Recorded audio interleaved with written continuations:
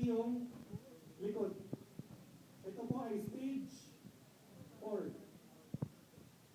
Walang posisyon na ang pasyente nakakatulog. Humiga siya, umiiyak siya sa sakit. Tumagilid siya, umiiyak sa sakit. Buong likod niya kinain ng cancer eh. Imagine mo kung may cancer ka sa loob ng katawan mo, kinakain ka, imposible kang mabuhay pag kumalat yung cancer. Gusto ko maintindihan yung cancer. Dapat itong katakutan na sakit. Hindi po biro ang cancer. Kaya nagpapasensya ako dun sa meron na at kung may kakilala kayong namatay na sa cancer, dapat ito labanan natin.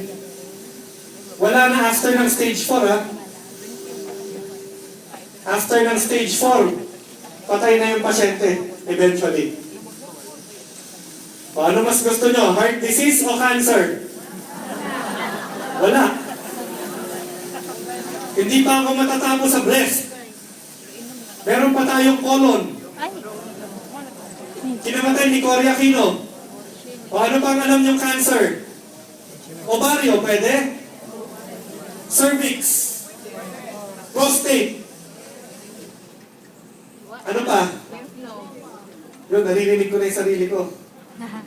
Ano pang klaseng cancer? Siguro aabot ako hanggang bukas pag inisa-isa ko lahat. Cancer sa bulsa. Hindi yan kasama sa survey ng DOH.